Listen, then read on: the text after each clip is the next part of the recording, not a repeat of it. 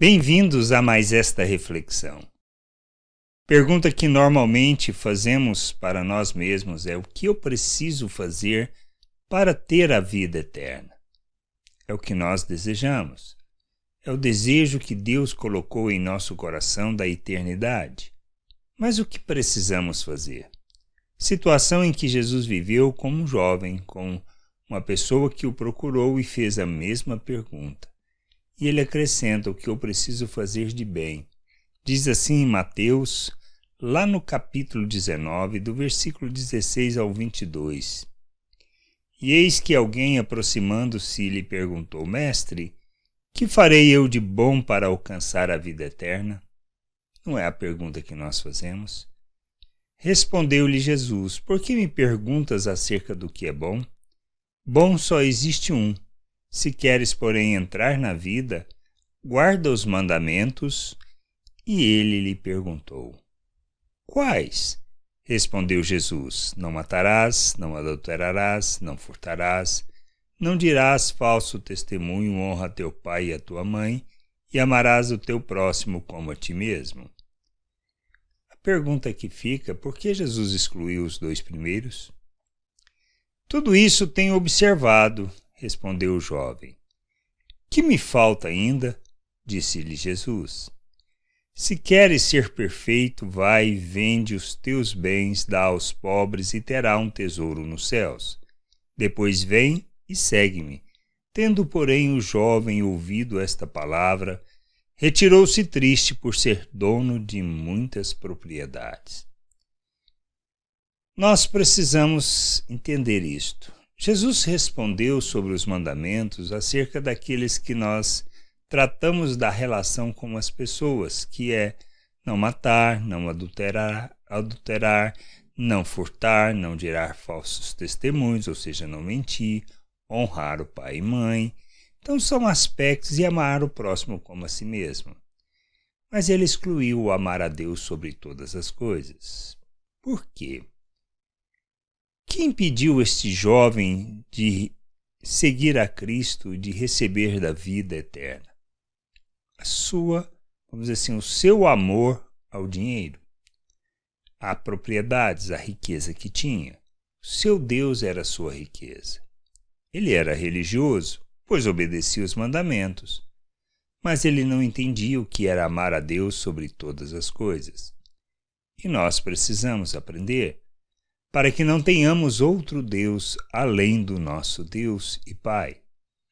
A gente precisa entender que a vida eterna, ela é decorrente do que Deus faz por nós, não do que nós possamos fazer de bem, pois não se trata de recompensa. Não se trata de nos empenharmos para fazer o bem ou obedecer ou guardar os mandamentos, para que Deus possa, assim nos olhando, nos recompensar com a vida eterna. Pois a vida eterna não se trata do bem que fazemos. O que a gente precisa entender é que nós temos que amar a Deus sobre todas as coisas, além de qualquer coisa, para que assim a gente possa amar o próximo, para que assim a gente possa não fazer mal para o próximo, não praticar a maldade. Mas para que a gente possa amar a Deus sobre todas as coisas, nós precisamos conhecê-lo. Conhecer da sua vida, da sua vontade, conhecer da sua graça e da sua salvação provida por meio de Cristo Jesus, e isto somente seguindo a Cristo. Precisamos negar a nós mesmos, morrer para nós, para os nossos desejos, para esta vida, para a maneira de viver desta vida. Morrer com Cristo naquela cruz, e assim com Ele ressuscitar, para vivermos em novidade de vida. Quando nós nos submetemos a Cristo, reconhecendo que Ele é o Senhor e Salvador de nossas vidas, somos feito um novo ser, uma nova criatura. Recebemos da vida de Deus, da natureza de Deus, somos coparticipantes dessa natureza. Para quê? Para revelarmos o nosso Deus ao mundo, revelarmos a sua salvação. Ele nos salva pela graça. Não depende de nós.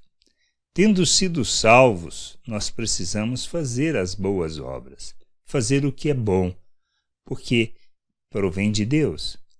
Mas para isso precisamos crescer, amadurecer, conhecer o Senhor.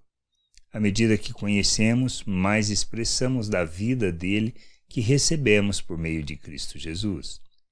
Ele derramou abundantemente em nossas vidas do seu amor, da sua graça, da sua vida, para que a gente possa revelar, fazendo boas obras, todo o seu amor por nós. E o que a gente precisa entender é que fazer boas obras é amarmos o próximo como Cristo amou. É não adulterarmos, é não pecarmos, é não roubarmos, é não mentirmos. Mas quando fazemos isso, nós fazemos não porque o bom ou o bem está em nós, mas porque Deus derramou em nossas vidas por meio de Cristo Jesus. Ele nos concedeu o poder, a autoridade, para vivermos neste mundo segundo a sua vontade. Ele nos capacitou para isso. Por isso somos salvos para praticar as boas obras, e boas obras está relacionado à maneira como nós nos relacionamos com as pessoas, como nós desenvolvemos as relações. Ou seja, como expressamos Deus através das relações que temos com as pessoas. Manifestamos graça? Manifestamos a misericórdia ou o amor de Deus?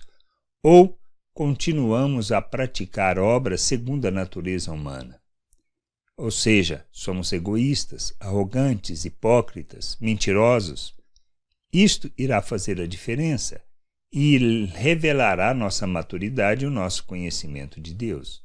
Somos chamados para sermos salvos, para fazermos as boas obras que revelam e que glorificam o nome do Pai.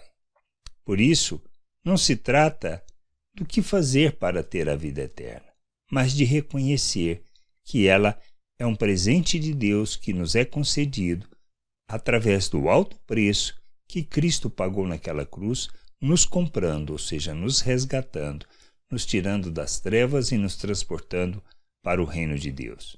Tendo sido salvos, aí fazemos as boas obras para revelar esta salvação. As boas obras não é para alcançarmos favor de Deus e nem para sermos abençoados por Ele, mas simplesmente para revelarmos Ele ao mundo. Que a gente possa entender isso, compreender estas coisas e nos sujeitar ao Senhor e à sua vontade. Graça e paz sobre a tua vida. Amém.